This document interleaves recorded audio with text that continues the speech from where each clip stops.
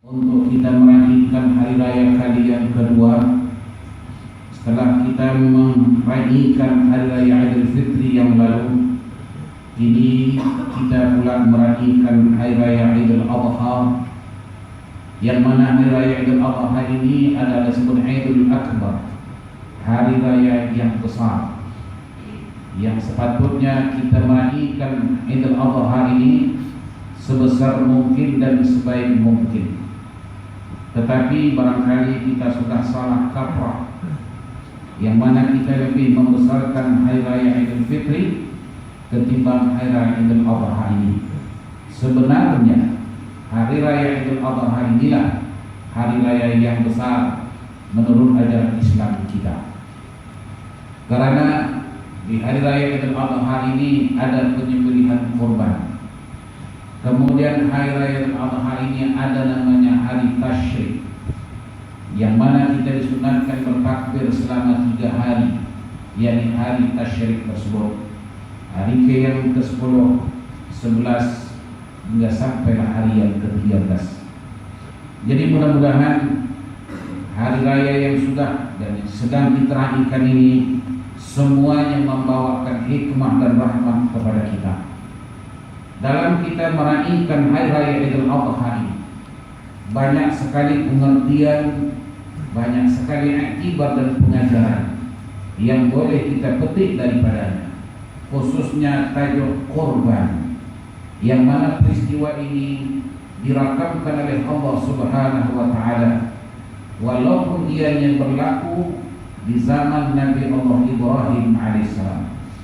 Dan manakala kita mengimbas sejarah bahwa korban atau ibadah korban ini tidak hanya ada kepada kita umat Muhammad SAW, malah ibadah korban ini bermula daripada Nabi Allah Adam alaihissalam, yakni bermula daripada peristiwa sejarah Qabil dan Habil. Kemudian dilanjutkan sejarah korban ini di zaman Nabi kita Muhammad SAW. Yang ini jarang kita dengar bahwa Nabi Muhammad itu disebut anak daripada 2 orang bapa yang hampir disembelih. Sebelum penyembelihan Abdullah, ayah baginda sallallahu alaihi wasallam, terlebih dahulu berlakunya penyembelihan Nabi Allah Ismail. Tetapi saya katakan tadi bahwa penyembelihan ini juga pernah berlaku ke atas diri ayahanda baginda sallallahu alaihi wasallam, di mana ketika itu datuk Nabi sallallahu alaihi wasallam yang bernama Abdul Muttalib yang bernazar kalau Allah anugerahkan beliau anak 10 orang, maka beliau nazar akan menyembelih 1 orang di antaranya.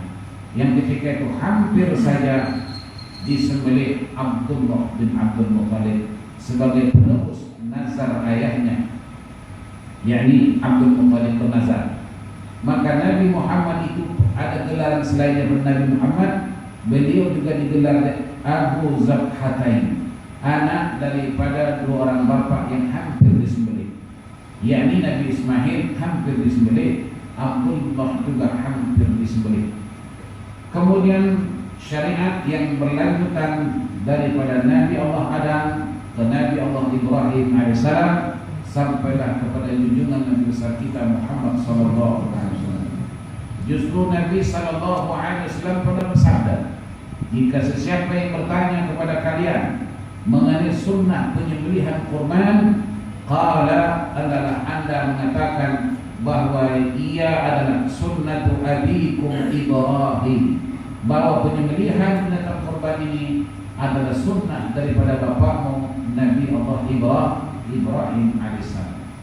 Para hadirin sekalian, kisah sejarah penyembelihan binatang kurban yang berlanjut hingga sampai sekarang ialah bermulanya daripada zaman Nabi Allah Adam tadi, tetapi sejarah tidak begitu menyebutkan tentang penyembelihan si Habil oleh si Qabil, ya, penyembelihan pembunuhan maknanya. Yang lebih ketara sekali ialah sejarah yang terkandung di dalam Nabi Allah Ibrahim alaihissalam. Al-Quran surah As-Saffat ayat 100 hingga 108 Allah berfirman, Rabbi habli minas salihin. yakni Nabi Allah Ibrahim alaihissalam selalu meminta kepada Allah agar beliau dianugerahi anak yang saleh. Nah, kenapa Nabi Allah Ibrahim sering meminta kepada Allah anak yang saleh? Sebab ketika itu Nabi Allah Ibrahim tidak atau belum lagi dianugerahi seorang cahaya mata pun, sementara beliau sudah menjejaki umur yang sudah hampir tua. Ketika itu Nabi Allah Ibrahim sadar, kalau aku tidak punya zuriat nantinya, dan manakala aku mati meninggalkan dunia ini, siapalah kiranya yang akan melanjutkan sunnah perjuangan dalam menyampaikan risalah Allah Subhanahu wa Ta'ala. Jadi Bapak Ibu sekalian, Nabi Allah Ibrahim kepingin anak. Dalam arti kata lain, soal kepingin anak ini adalah kepada setiap manusia. Oleh karena itu, bagi kita yang punya anak, bersyukurlah kepada Allah Subhanahu wa Ta'ala. Sebab Nabi Allah Ibrahim ketika belum dianugerahi anak, hampir setiap saat beliau meminta kepada Allah agar dianugerahi anak. Jadi ini mengajarkan kepada kita bahwa anak adalah merupakan aset dalam kehidupan ibu bapa.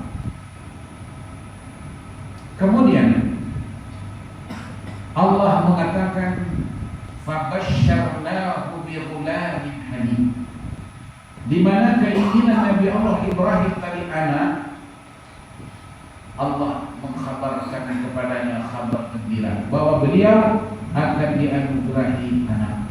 Itu sebut fabasyarnahu bighulamin halim. Maka kami, kata Allah, memberikan kabar gembira kepada Nabi Allah Ibrahim bahwa beliau akan dianugerahi anak.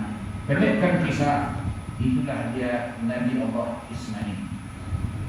Nah, Nabi Allah Ibrahim adalah satu hamba Allah yang sungguh amat cintanya kepada Allah melebihi segala-galanya. Lebih-lebih lagi waktu itu beliau belum punya anak. Cinta Nabi Allah Ibrahim itu tertumpu kepada Allah Subhanahu wa Ta'ala semata-mata. Maka Allah mau mencoba sampai di mana kecintaan Nabi Allah Ibrahim kepada Allah ini. Kalau bahasa kita, aku kata Allah mau mencoba Nabi Ibrahim. Sampai di mana kecintaannya kepada aku?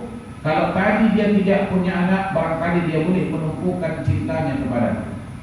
Dan bagaimana kalau Nabi Ibrahim ini sudah punya anak? Adakah cintanya kepada aku berkurang? Ini tes.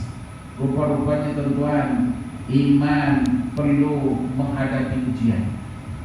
Oleh karena itu diberi Allah Nabi Ibrahim anak.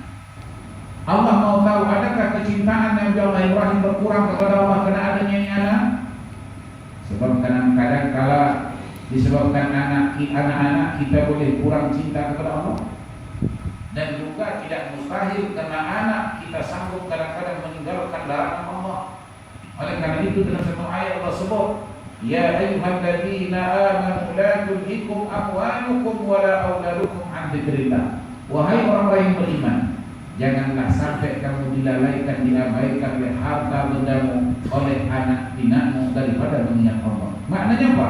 Anak pinak boleh melalaikan kita daripada mengingat Allah. Karena anak pinak boleh kita meninggalkan kita perintah Allah. Karena anak kadang-kadang kita tidak peduli halal dan haram oleh Allah. Nah, inilah yang akan dicoba oleh Allah Ta'ala kepada Nabi Ibrahim. Sebab Nabi Allah Ibrahim ini punya pangkat Khalilullah. Maknanya Ibrahim ini adalah orang yang sangat cinta kepada Allah. Nah, berlalulah proses sampailah Nabi Ismail sudah besar. Falamma balagha ma'ahu sa'ya. Ini kisah dia, kita lanjutkan saja. Tak kala Nabi Ismail tadi sudah besar. Sudah besar maknanya balagha ma'ahu sa'ya. Kalau bahasa kita, Ismail sudah berada pada peringkat remaja. yang waktu itu sudah boleh diharap oleh Ibrahim anaknya Ismail untuk menolongnya. Kemudian dalam keadaan demikian, qala ya bunayya inni ara fil manami anni adhabuka fanzur madza tara. Tatkala katanya Nabi Ismail ketika itu sudah pada peringkat remaja, datanglah satu berita daripada Allah Subhanahu wa taala. Berita apa? Berita yang mana Nabi Allah Ibrahim ini diperintah oleh Allah taala untuk menyembelih anaknya Ismail ini. Ini tes. Apakah Nabi Ibrahim sanggup menyembelih anak yang dicintainya ini demi cintanya kepada Allah? Rupa-rupanya tuan Nabi Allah Ibrahim ini cintanya kepada Allah terbukti mengatasi segala cintanya kepada yang lain. Kalau ditanya cintakah beliau kepada anaknya Ismail, sudah orang pasti. Apatah lagi memang tadi mengharap-harap kepada Allah dan ikhlas satu-satunya anak. Sudah besar, datang perintah Allah untuk disembelih. Adakah iman Nabi Allah Ibrahim ketika itu goyah atau tidak? Nah, tatkala sudah besar tadi, berkatalah Nabi Allah Ibrahim kepada anaknya Ismail, ya bunayya inni ara fil manami anni adhabuka fanzur madza tara. Berkatalah Nabi Ibrahim kepada anaknya Ismail, wahai anakku, sesungguhnya Abah telah bermimpi dalam tidur bahwa Allah memerintahkan kepada ayah untuk menyembelihmu. Fanzur madza tara, bagaimana pendapatmu dan pandanganmu mengenai mimpi ayah ini? Nah, ini namanya peri kemanusiaan. Yang ini pelajaran kepada kita. Di mana Nabi Allah Ibrahim walaupun perintah daripada Allah untuk menyembelih anaknya, namun beliau juga meminta pendapat anak. Tidak boleh kita semena-mena melaksanakan sesuatu kepada anak kita sekalipun itu perintah Allah. Anak juga ada hak. Oleh karena itu kita sebagai ibu bapa hendaklah menghormati hak anak. Fanzur madza tara, bagaimana mimpi, bagaimana pendapatmu mengenai mimpi ayah ini? Bukan maknanya aku ayah engkau, apa aku nak buat aku boleh lakukan. Oh, jangan banyak cakap, aku lempang pun. Oh, itu tidak boleh tentu dalam pendidikan Islam. Walaupun kita nak mengorbankan sesuatu, tapi kita tidak boleh merugikan orang lain. Contoh, dalam masjid ini aja, jangan mentang-mentang kita nak dapat pahala dalam masjid lalu kita mengusir orang. Mentang-mentang kita nak dapat pahala di masjid kita ambil tempat orang, tidak boleh. Walaupun dalam konteks pahala sekalipun, walaupun dalam konteks anak-anak sekalipun. Ini salah satu di antara korban yang harus kita hayati. Jangan mentang-mentang kita nak meraih kemudahan, kesenangan kita, lalu kita mengorbankan orang tanpa ada minta ihsan dan sebagainya. Nabi kita Muhammad sallallahu alaihi wasallam pada suatu ketika pernah menjadi imam dalam salat. Waktu itu Nabi sallallahu alaihi wasallam mendengar bunyi suara budak kecil menangis. Bagaimana sikap Nabi waktu itu? Nabi pendekkan bacaan dalam salat, yang artinya Nabi tidak pernah ringkas salat seperti waktu. Sehingga sahabat pernah bertanya, ya Rasulullah, kenapa kali ini baginda salat istilahnya begitu ringkas, begitu singkat, begitu cepat? Kata Nabi sallallahu alaihi wasallam, tadi waktu aku mengimamkan kalian, aku mendengar suara budak kecil menangis. Kenapa budak kecil itu menangis? Tentu sekali kata Rasulullah, anak itu meminta haknya kepada ibunya. Mungkin anak itu haus, minta disusukan oleh ibunya, artinya diminta haknya kepada ibunya. Maka kita, kata Rasulullah, wajib menghormati walaupun anak kecil. Subhanallah. Demikian Nabi Allah Ibrahim. Fanzur madza tara, bagaimana pendapatmu mengenai mimpi ayah? Ketika itu anak yang saleh. Nah, ini beda itu anak saleh dengan anak yang tak saleh ya. Anak yang saleh menjawab, if'al ma tu'mar satajiduni insyaallah minas sabirin. Wahai ayah, kalau memang itu perintah dari Allah, laksanakanlah, sembelihlah aku. satajiduni insyaallah minas sabirin. Artinya apa? Ayah jangan bimbang, ayah jangan sedih, niscaya aku tabah menghadapi perintah tersebut. Nah, ini contoh anak yang saleh, teman. Nampak kalau anak disaleh segala urusan mudah. Tidak dapat kita bayangkan kalau anak tak saleh. Macam kita lah, mimpi demikian. Abah sudah lama sangat kepingin korban, tapi tak sampai-sampai juga. Di tahun yang lepas mahal, tahun ini dari mahal.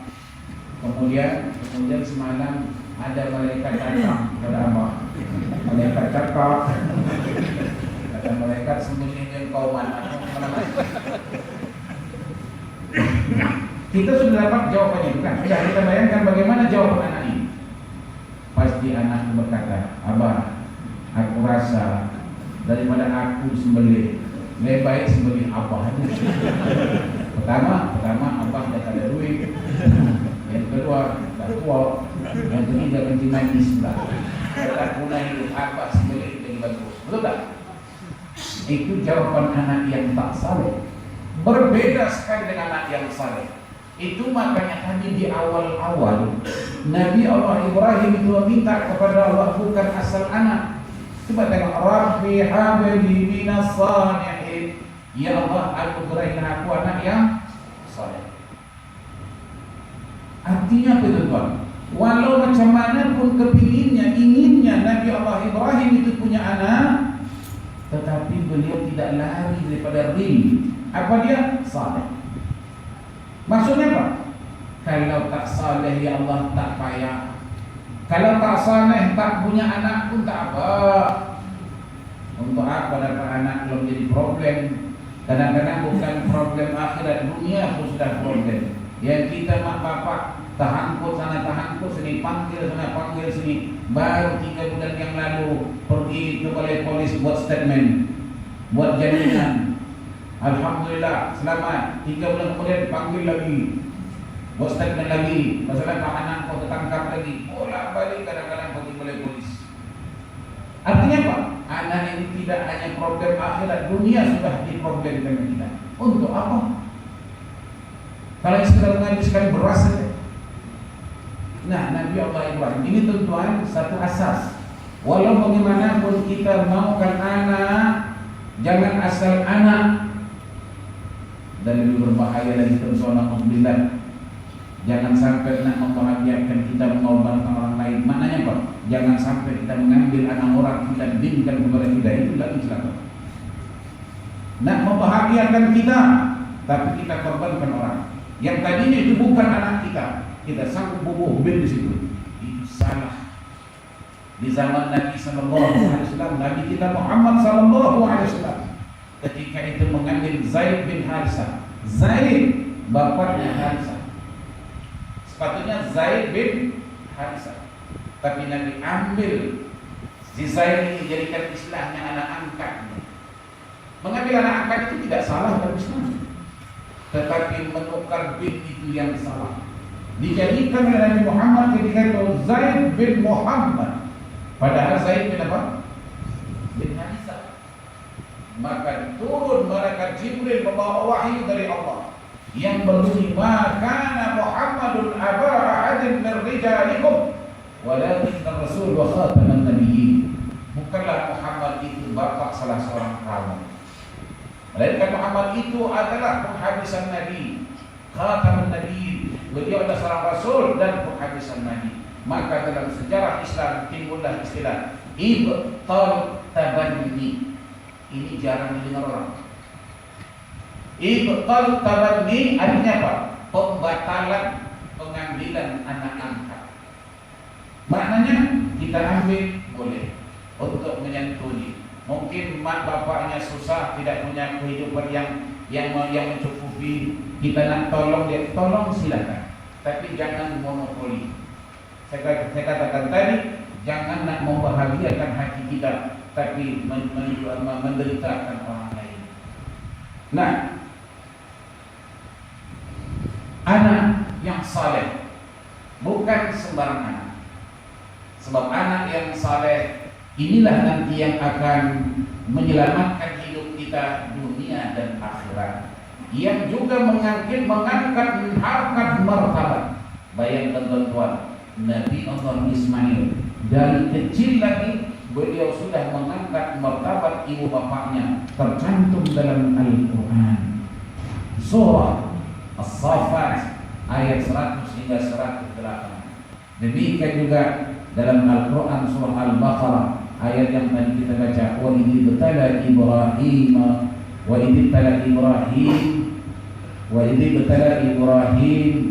apa tadi artinya? Wa idh ibtala Ibrahim rabbuhu bikalimatin fa'atammahunna qala inni ja'iluka lin-nasi imama qala wa min dhurriyyati qala la yanalu ahadidh dhalimin wa idh ja'alna al-baita Ismail Ibrahim. Mana di sana disebut oleh Allah Subhanahu wa taala tentang pembangunan Ka'bah yang dibangun oleh dua orang anak beranak, yaitu Ibrahim dan Ismail. Padahal waktu itu Nabi Ismail belum lagi jadi nabi, masih dalam perangkat remaja, tapi dia sudah mengangkat martabat nama bapaknya, dan ini diangkat tidak hanya dunia malah akhirat. Inilah yang disebut oleh Nabi kita sallallahu alaihi wasallam, "Idza mata banu Adam inqata'a 'amaluhu illa thalathin." Manakala mati kita manusia ini, putus bagi kita segala-galanya terkecuali 3 perkara. Di antara yang 3 itu, yang ketiga ialah wa walidin salihin. Apa itu? Wa walidin salihin, bukan wa walidin pintarin. Bukan anak yang pintar, tapi anak yang saleh. Bukan wa walidihin bintang filimin. Bukan anak yang jadi bintang film. Tidak disebut wa walidin salihin, anak yang saleh. Yad'u lahu, yang mendoakannya. Nah, para hadirin sekalian, ketika itu Nabi Allah Ismail yang belum lagi jadi nabi berkata, "If'al ya ayah, laksanakan ma tu'mar, apa yang diperintah oleh Allah. Satajiduni insyaallah minas sabirin." Ayah akan dapati aku dalam keadaan sabar. Falamma aslama wa tallahu lil jabin, tatkala drama penyembelihan itu berlaku, itu namanya falamma aslama wa tallahu lil jabin, tatkala Nabi Allah Ismail sudah dibaringkan dan pisau itu sudah diletakkan di lehernya. Ketika itu wanadainahu ya Ibrahim, wanadainahu ya Ibrahim, ya Ibrahim, ya Ibrahim. Waktu Nabi Ibrahim menggerakkan mata pisau di leher anaknya Ismail, ketika itu beliau mendengar suara ya Ibrahim, ya Ibrahim. Nabi Ibrahim memperhatikan suara itu, tapi dia tidak nampak suara siapa dan siapa itu. Hanya mendengar suara. Sambil dia menggerakkan tangannya memperhatikan suara itu. Lalu suara itu menyebutkan, "Qad sadaqta ru'ya." Sesungguhnya engkau telah melaksanakan mimpimu. Kalau bahasa kita ya Ibrahim, sungguh engkau betul-betul melaksanakan apa yang diperintah. Ini suara-suara Allah melalui malaikat Jibril. Qad sadaqta ru'ya, sesungguhnya engkau telah melaksanakan apa yang diperintah dalam mimpimu. Inna kadzalika najzil muhsinin, sesungguhnya yang demikian itu kami akan memberikan balasan yang terbaik, kata Allah. Apa dia? Inna hadza lahuwal bala'ul mubin, sesungguhnya itu kata Allah hanya ujian bagiku. Kalau bahasa kita, aku mau mengujimu. Ujian apa? Apakah kamu lebih cinta kepada anakmu Ismail ketimbang aku?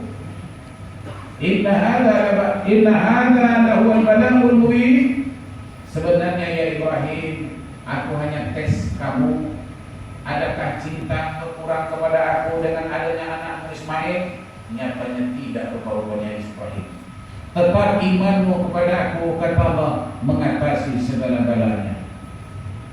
Nah, justru itu wa fadainahu bidzabhin adzim. maka kami kata Allah gantikan sembelihan yang lebih besar. Ketika itu tuan, barulah Nabi Allah Ibrahim memandang ke bawah dan memandang ke atas, memandang suara itu. Begitu dipandang Nabi Allah Ibrahim ke bawah, wafadaina korban ini tuan, dia memberi bekas. Korban yang dilakukan di zaman Nabi Allah Ibrahim berbekas sampai sekarang dan sampai kiamat. Jadi tuan, kita juga merasakan pengorbanan para perintis. Sebut sini sekarang ini perintisnya, perintis betul ya. Perjuangan, pengorbanan mereka dahulu, kita mendapat imbasan nikmatnya hari ini.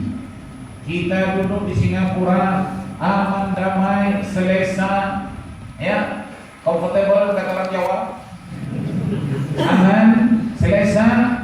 Ini tidak terlepas daripada perjuangan mereka yang mendahului kita, betul? Nah, demikian juga Islam ini tuan. Islam ini kita dapat aman. Kita Islam ini tuan hanya mengamalkannya. Kita hanya disuruh salat 5 waktu. Kadang-kadang hanya disuruh salat, masjidnya sudah tersedia. Kadang-kadang disuruh datang sholat saja, bukan lagi sholat ada bayaran, tak ada. Betul enggak?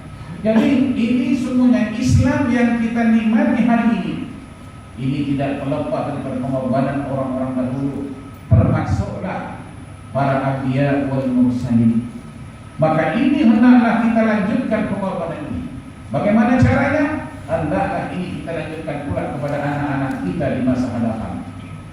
Kemudian yang kedua teman, untuk kita nak meraih sesuatu kejayaan, mestilah melalui pengorbanan.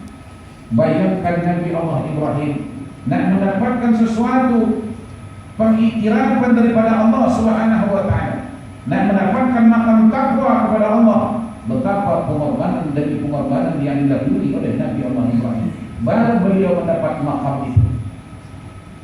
Nah, tetapi walaupun pengorbanan demi pengorbanan pun kerjasama mesti ada. Coba kita lihat pengorbanan Nabi Allah Ibrahim, dirinya, kemudian istrinya, kemudian anaknya. Dalam bahasa Arab disebut jamak, dalam bahasa Inggris disebut plural. Kita nak meraih kejayaan tidak boleh semata-mata, mesti ada yang lain sebagai penyokong kita. Sebagai contoh, tatkala tadi Nabi Allah Ibrahim pada mulanya beliau adalah seorang yang tidak dikaruniai cahaya mata tatkala beliau beristrikan Sarah istri pertama. Kemudian Nabi Allah Ibrahim berjalanlah hari hidupnya dari hari ke minggu, bulan-bulan ke tahun, tak juga dapat zuriat. Nabi Allah Ibrahim selalu menung sana menung sini. Tapi yang dimenungkan Nabi Allah Ibrahim itu bukan menung apa-apa, menung ke depan. Maknanya apa? Kalau nanti aku tidak punya zuriat, siapa yang bakal melanjutkan perjuangan ini? Siapa yang akan menjalankan tugas dakwah ini? Itu yang dimenungkan. Jadi kalau Pak Haji nak menung, jangan menung-menung tak pasal. Dia menung, bila begitu pula. Nah, perasaan Nabi Allah Ibrahim itu dirasakan juga oleh istrinya Sarah. Dan Sarah terus terang yang dia adalah ibu yang belum mampu lagi melahirkan zuriat.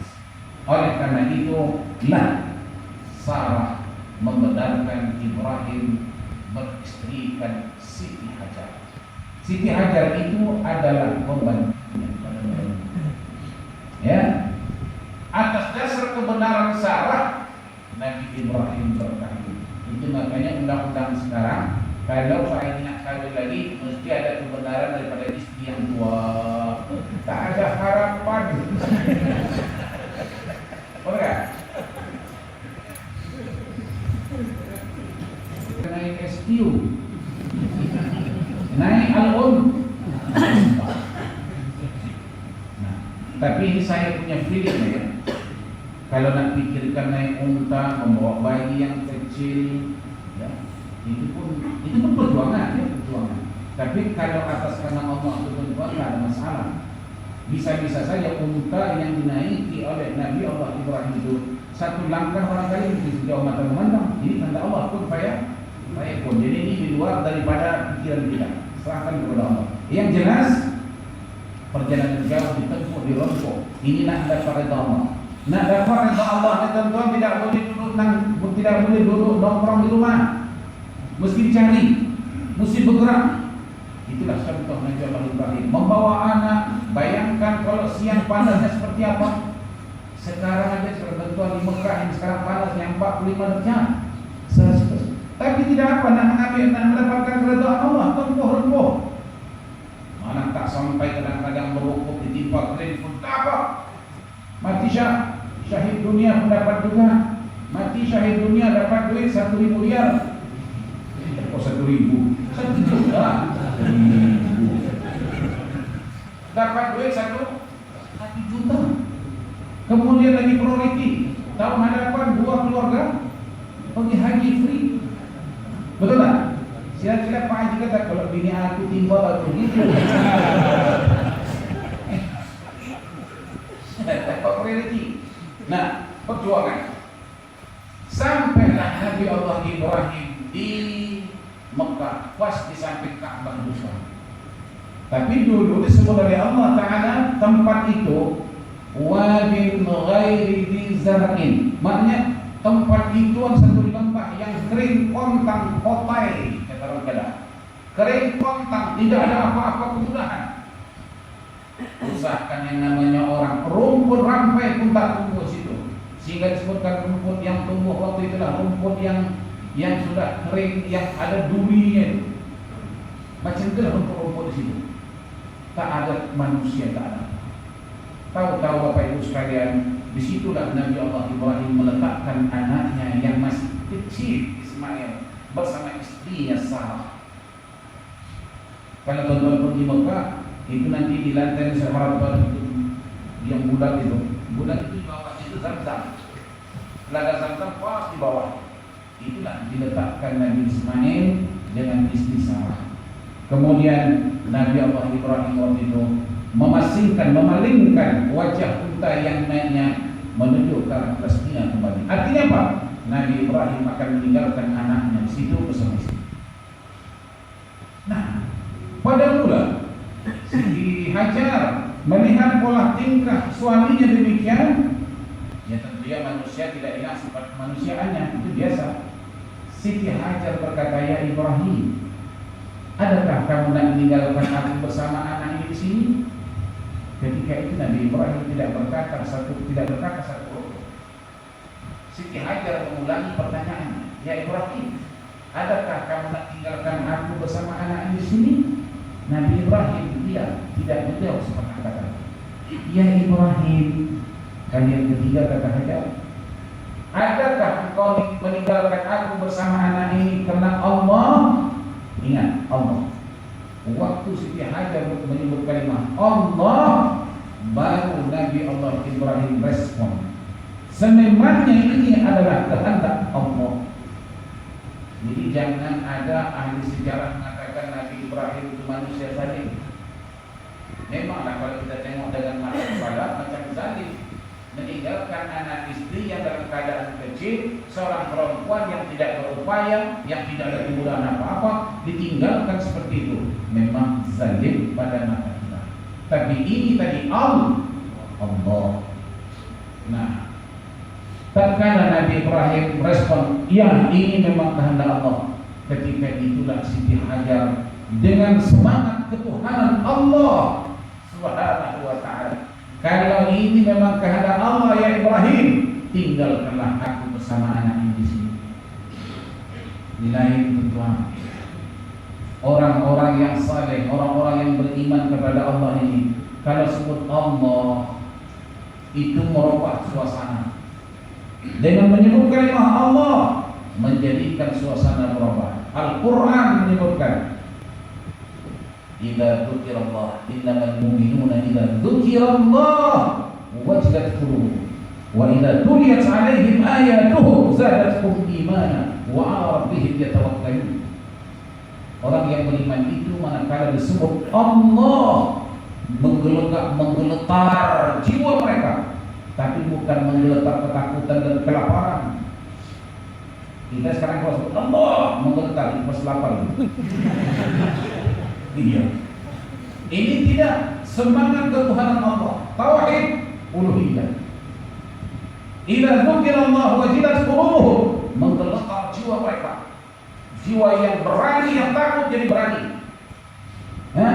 Yang lemah menjadi kuat, yang sakit menjadi sehat. Itu yang saya maksudkan berubah suasana.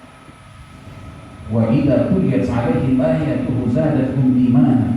Manakala dibacakan kepada mereka ayat-ayat Allah, zadatuhum imana, bertambah keimanan mereka. Wa 'ala rabbihim yatawakkalun, dan kepada Tuhan mereka lah mereka berserah diri. Itu makanya tadi salah, yakin seyakin-yakinnya kalau ini kehendak Allah, pasti Allah tidak akan mentelantarkan hamba-Nya. Ini keyakinan berdoa. Kita ini yang enggak ada nih, kurang yakin berapa. Betul kata betul, iya kata iya. Benar kata benar. Itu makanya kadang-kadang kita goyah. Mereka tak goyah bukan. Makanya kalau kita belajar tauhid disebut beriman kepada Allah itu, yakin kepada Allah itu haruslah mempunyai i'tiqad jaziman. I'tiqad jaziman itu apa? I'tiqad yang putus, tidak boleh mengandung keraguan walau sekalipun. Nah, Nabi Allah pernah meninggalkan istrinya Hajar bersama anaknya Ismail dan waktu bayi. Disitulah Nabi Allah. Ini balon nih, balon bakar calon Nabi, bukan Nabi, bukan kecil lagi. Dengan berbekalkan beberapa ghurrah ini maknanya air. Ghurrah ini tuan, itulah air yang bekas terbuat daripada kulit binatang. Ya, zaman dulu itu. Tak ada macam kita pakai termos, pakai apa enggak ada. Disitulah mereka simpan air. Berapa lama lah air itu boleh tahan. Kemudian ayah membawa beberapa utas kurma menjadi makanan. Berapa lama lah boleh tahan? Dan ternyata tiba saatnya air ini pun habis, makanan ini habis. Nak cari makan di mana? Ini semua tuan perjuangan, pengorbanan.